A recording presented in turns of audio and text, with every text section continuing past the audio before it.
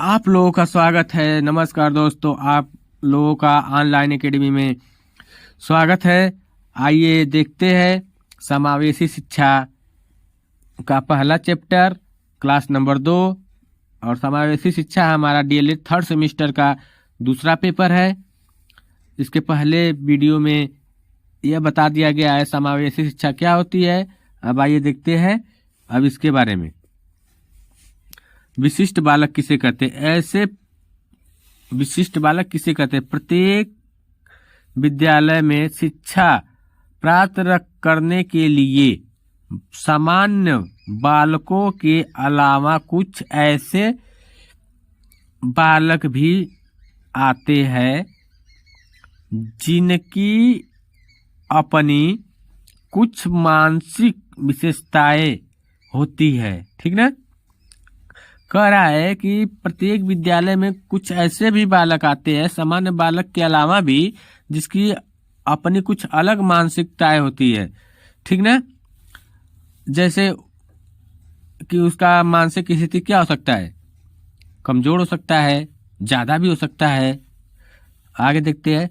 इसमें कुछ बालक मंदबुद्धि, कुछ बालक पिछड़े हुए और कुछ शारीरिक दोषों वाले बालक और कुछ प्रतिभाशाली बालक होते हैं। उन्हें विशिष्ट बालक या अपवादात्मक बालक कहते हैं। ठीक, तो यह हुआ विशिष्ट बालक का मतलब ही यही हुआ कि वे बालक जो सामान्य से नीचे या ऊपर के बालक जो होते हैं, समान बालक से ऊपर का बालक या नीचे का बालक वह विशिष्ट बालक में आएगा। जैसे वो निर्धन हो सकता है, मंद बुद्धि का हो सकता है, तेज बुद्धि का भी हो सकता है। ठीक, वो अधिक प्रतिभाशाली हो सकता है और वह निर्धन घर का भी हो सकता है और शारीरिक उसके दोष हो। ठीक, तो ये सब बालक क्या होते हैं? विशिष्ट बालक होते हैं। अब देखते हैं कौन क्या कहा है। टेलफोर्ड तथा सावरे ने विशिष्ट का अर्थ बताया है क्या? दुर्लभ गुणों से लगाया है। यह क्या बताया है? कह रहा है ये दोनों लोग ये बताए कि दुर्लभ गुणों से, जिस बालक का गुण क्या दुर्लभ हो वह विशिष्ट बालक में आते हैं।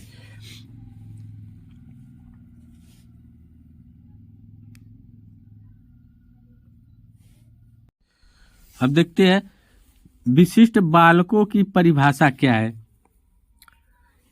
हेवेट एवं फोर्नेस के अनुसार, ये लोग वैज्ञानिक थे, ये लोग बताए हैं इसकी परिभाषा करें। विशिष्ट ऐसी व्यक्ति है जिसकी शारीरिक, मानसिक, बुद्धि, इंद्रिया, मांसपेशिया की अनोखी है।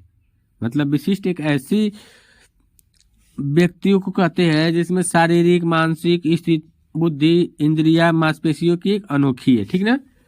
तो आइए देखते हैं अब विशिष्ट बालकों की विशेषताएं क्या होती है।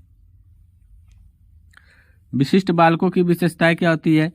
इसमें पहली विशेषता है विशिष्ट बालकों के गुण समान बालकों से अलग होते हैं।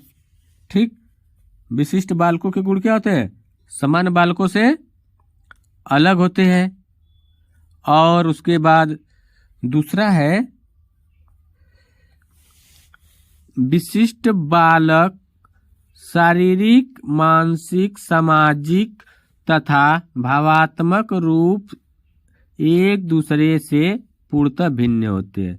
जो विशिष्ट बालक होते हैं उसका शारीरिक या मानसिक और या सामाजिक या भावात्मक जो रूप होता है ये हमेशा क्या होता है? एक दूसरे से अलग होता है।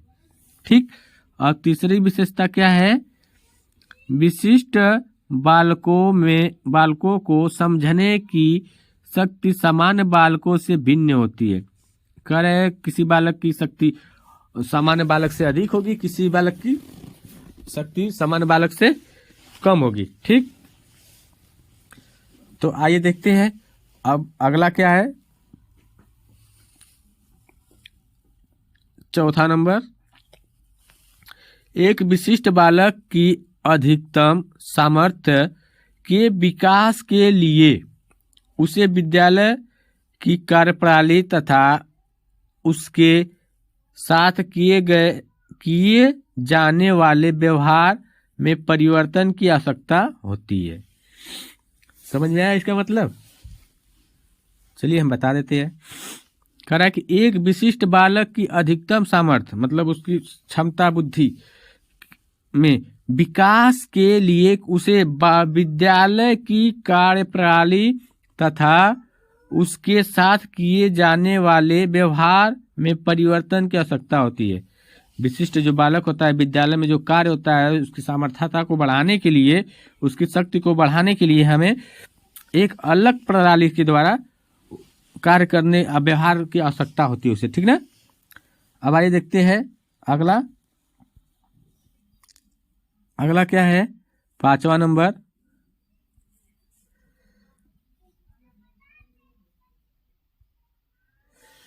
पांचवा नंबर है विशिष्ट बालकों का विकास सामान्य बालकों से तीव्र होते हैं। 5वां नंबर बता रहा है विशिष्ट बालकों का विकास जो होता है सामान्य बालकों से तीव्र होता है, ठीक।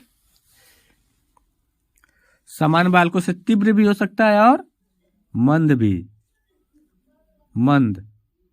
हो सकता है और तीव्र भी, ठीक ना।